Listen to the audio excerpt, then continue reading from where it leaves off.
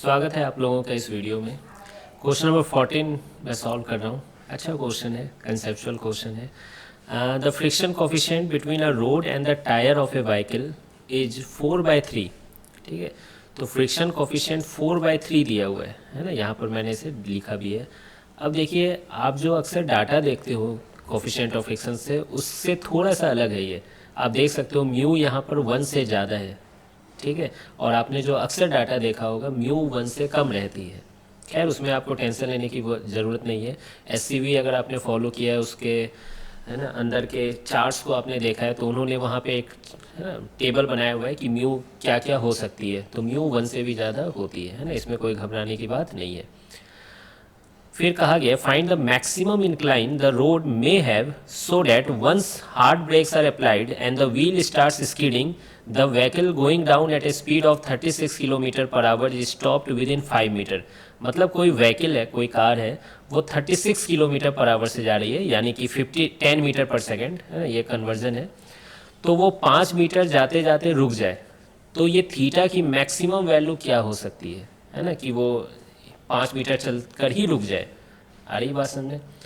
अब आपको याद आ रहा होगा एक एंगल ऑफ रिपोज वाला कंसेप्ट था। उसमें यह था कि कोई ब्लॉक को अगर आप रख देते हैं तो कितनी मिनिमम एंगल हो कि वो स्टार्ट्स टू स्किड है ना, स्टार्ट्स टू स्लिप हो जाए।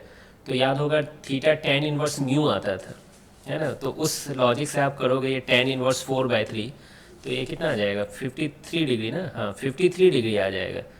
लेकिन यहाँ थोड़ा सा चीज़ अलग है ना, वही हम लोग इस क्वेश्चन में देखने वाले हैं। ठीक है, ये देखिएगा आंसर है ना 53 डिग्री से भी कम आ रहा है।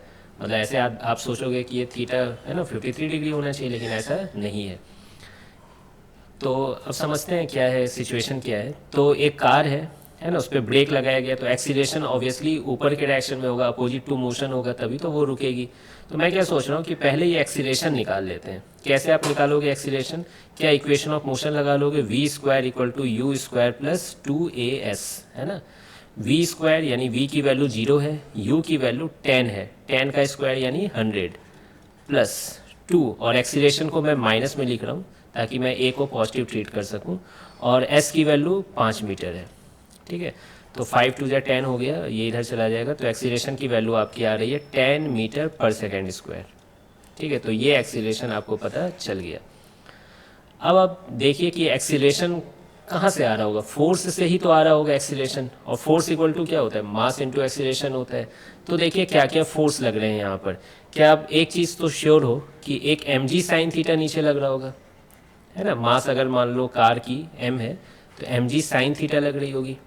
और फ्रिक्शन किधर लग रही होगी, फ्रिक्शन ऊपर लग रही होगी, क्योंकि फ्रिक्शन ही डी एक्सीलेट करवा रहा है। अब देखिए एक्सीलेशन ऊपर के डायरेक्शन में, इसका मतलब फ्रिक्शन की वैल्यू mg sin थीटा से ज़्यादा होनी चाहिए। आ रही बात समझ में। तो चलिए एक इक्वेशन ये भी लिख लेते हैं, net force = mass into acceleration. फिर मैं डिस्कस करूँगा आगे है ना कंसेप्चुअली। अभी बस इक्वेशन लिख के तैयार रहते हैं। तो ऊपर के डायरेक्शन में फोर्स फ्रिक्शन लग रही है, तो F - mg sin theta = mass into acceleration. तो यहाँ से आपको समझ में आ रहा होगा F की वैल्यू कितनी हो गई, ma + mg sin थीटा। अब देखो आंसर लाने के लिए मैं बस एक स्टेप लिखूंगा, उसके बाद आंसर आ जाएगा, वो कोई बड़ी बात नहीं है। फ्रिक्शन की जगह μn लिख दोगे है ना, और नॉर्मल ऊपर लग रही होगी और नीचे mg cos थीटा लग रही होगी, तो नॉर्मल = mg cos थीटा। ठीक है, आप डायरेक्ट है ना फ्रिक्शन की जगह μn लिखो, इसको सॉल्व करो, आंसर है ना आपके सामने पड़ा हुआ मिलेगा। लेकिन मैं थोड़ा सा यहाँ ये डिस्कस करना चाह रहा हूँ कि ये सब शब्दों का मतलब क्या है ना। हार्ड ब्रेक्स लगा रहे हो, व्हील स्टार्ट्स स्कीडिंग।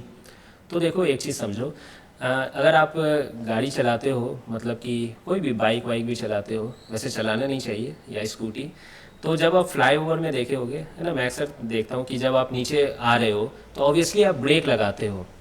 ठीक है, ब्रेक लगाते हो, और कभी कभी गाड़ी स्किड करने लगती है, मतलब स्लिप करती है। वो ज़्यादातर कब करती है, जब आप बहुत ज़्यादा तेज़ी से ब्रेक लगा देते हो। ठीक है, और एज ए ड्राइवर मैं जब भी है ना देखा हूँ कि जब भी कार स्किड कर या बाइक स्किड करती है तो बहुत बुरा फील होता है ना, लगता है कि नहीं हो पा रही है ड्राइविंग, है ना। तो अब बताइए, हर बार तो ऐसी नहीं होती है, कभी कभी बुरा फील होता है। इसका मतलब जब उस टाइम स्किड हो रहा है तो कौन सी फ्रिक्शन लग रही होगी? काइनेटिक फ्रिक्शन लग रही होगी, है ना। नीचे एक सरफेस है, इस पर स्किड कर रहा है ना। ऐसा लग रहा है कि चक्का वहाँ जाम हो गया और चक्का ऐसे खिंचा रहा है, मतलब क्या, मतलब एक शब्द छोड़ो हटाओ, है ना, ऐसे वो हो रहा है। तो पीछे क्या लगेगी? फ्रिक्शन लगेगी, और वो फ्रिक्शन क्या होगी? काइनेटिक इन नेचर होगी, काइनेटिक फ्रिक्शन होगी। लेकिन नॉर्मली आप कैजुअली देखिएगा, हल्का हल्का जब आप ब्रेक लगाते हो तो फ्रिक्शन जो होती है वो चक्के को स्किड नहीं करवाती है, मतलब चक्का आराम से रोटेट कर रहा होता है। और जब आप प्योर रोलिंग मोशन पढ़ोगे, है ना, 2 चैप्टर 3 चैप्टर के बाद, तो आप देखोगे कि वहाँ स्टैटिक फ्रिक्शन लग रही होती है ना, जब व्हील रोटेट कर रही है, मतलब रिलेटिव मोशन दोनों के बीच जीरो रहता है। ठीक है, तो इसलिए मैं यहाँ फ्रिक्शन की वैल्यू एफ नहीं लिख रहा हूँ, क्योंकि मैं ये जो मैक्सिमम शब्द है इस पर भी मैं फोकस करना चाह रहा हूँ। मैं चाह रहा हूँ कि मैक्सिमम आपको दिखे सामने, है ना, ग्रेटर देन लेस देन का मतलब सब साइन आए, इसलिए मैं यहाँ पर डायरेक्ट म्यू एन नहीं पुट कर रहा हूँ। ठीक है, डायरेक्टली क्लियर है ये चीज़। तो मैं मान लिया हूँ कि कोई स्टैटिक फ्रिक्शन लग रही होगी, है ना, ऊपर के डायरेक्शन में स्टैटिक फ्रिक्शन लग रही होगी। ऐसे क्वेश्चन में हिंट दे दिया गया है कि आप लगा दो, है ना, काइनेटिक फ्रिक्शन लगा दो। तो अब देखिए मैं फिर आगे कैसे इसको अप्रोच करूँगा। मैं क्या कहता हूँ कि अगर आप चाहते कि कोई स्किडिंग ना हो तो आप क्या कंडीशन लिखते? For no skidding. तो अगर स्किडिंग ना हो मतलब कोई स्टैटिक फ्रिक्शन लग रही है, लेकिन स्टैटिक फ्रिक्शन तो कुछ भी नहीं लग सकती है। स्टैटिक फ्रिक्शन की एक लिमिटेशन है ना, जिसे हम लोग लिमिटिंग फ्रिक्शन कहते हैं, मैक्सिमम फ्रिक्शन कहते हैं। तो क्या आप यही लिखते कि स्किडिंग अगर आपको नहीं चाहिए तो फ्रिक्शन इतनी चाहिए, लेकिन ये फ्रिक्शन मैक्सिमम फ्रिक्शन से कम होनी चाहिए या बराबर होनी चाहिए? क्या ये आप समझ रहे होंगे, है ना। बहुत कॉमन चीज़ है, बहुत ज़्यादा यूज होता है, एक्सटेंसिवली यूज होता है ना इसमें। अब आपको कुछ नहीं करना है, बस अब इक्वेशन लिख देनी है। फ्रिक्शन की वैल्यू कितनी है? लिख दीजिए, एफ की value M A plus M G sine theta less than equal to mu into N, और एन की value M G cos theta है ना, परपेंडिकुलर टू इंक्लाइन, कोई मोशन नहीं है, एम जी कॉस थीटा। तो यहाँ तक आप समझ ही रहे होगे। अब देखिए, है ना, मास से मास तो कट जाएगा, आपको दिख ही रहा है, मास से मास कट जाएगा, और क्या कट जाएगा? एक्सीलरेशन की वैल्यू 10 आ गई है, जी की वैल्यू भी 10 है, ये जी की भी वैल्यू 10 है, क्या उसे भी काट दूँ क्या? समझ लो ना, एम से एम तो कट रहा है, ये तो ठीक है। जी की वैल्यू 10 होती है, इस जी की भी वैल्यू 10 और ए की भी वैल्यू 10 है, इसे भी काट ही लेते हैं।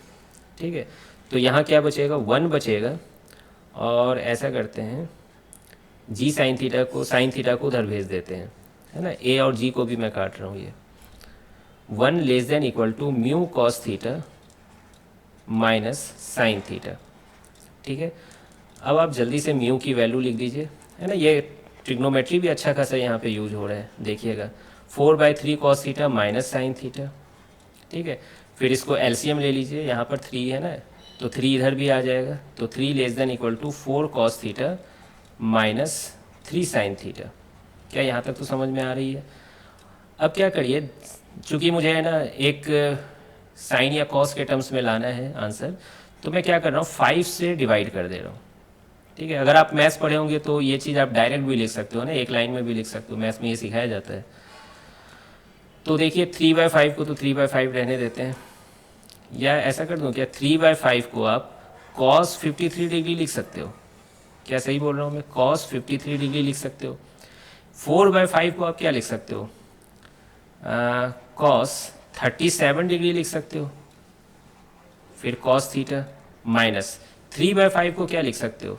साइन 37 लिख सकते हो। ठीक है, ये सब बेसिक ट्रिग्नोमेट्रिक चीज़ें हैं, sine 37 degree and sine theta. एक सेकेंड। अब देखिए ये इधर क्या बन गया, देख लीजिए आप, cos A cos B minus sign A sine B. क्या याद आ रहा है कोई formula? Cos A cos B minus sign A sine B, cos A minus B, यानी कॉस थीटा माइनस 37 डिग्री लिख दे रहा हूँ मैं, और यहाँ पे क्या आ रही है? Cos 53 degree.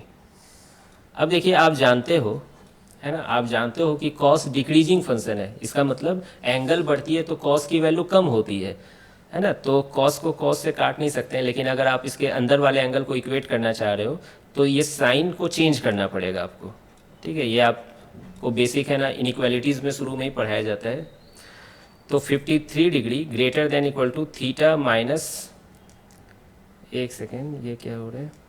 हाँ, यहाँ पर एक मिस्टेक हो गया, cos A cos B minus sign A sine B cos A plus B होता है। हाँ, तो ये थीटा प्लस 37 डिग्री हो जाएगा। तो यहाँ से आप देख सकते हो इधर 16 डिग्री आ गया, ग्रेटर देन इक्वल टू ये थीटा आ गया। इसको मैं फिर से लिख रहा हूँ, यहाँ पे क्या लिखा हुआ है, तो आप पाओगे कि ये लिखा हुआ है theta less than equal to 16 degree. ठीक है, मतलब आप जो चाह रहे हो कि स्कीडिंग ना हो या स्कीडिंग जस्ट शुरू हो, तो थीटा 16 डिग्री से कम हो और 16 डिग्री से हल्का सा भी ज़्यादा होगी तो स्कीडिंग ही होगी। ठीक है, तो इससे आपको समझ में आ रहा होगा कि थीटा 16 डिग्री से कम होनी चाहिए, यानी थीटा की मैक्सिमम वैल्यू क्या है, 16 डिग्री है। ठीक है, शायद अब आपको ज़्यादा अच्छे से फील आ रहा होगा, ये मैक्सिमम शब्द को भी मैंने यहाँ पर दिखा दिया है ना। बाकी आप एग्जाम में ऑब्वियसली आए तो आप फ्रिक्शन को म्यू एन लिखो, mu M G cos theta से इक्वेट करो, जो आंसर है वही आंसर है ना, जो आ रहा है वही आंसर है। लेकिन है ना, कंसेप्चुअली आप ऐसे समझ पा रहे होगे।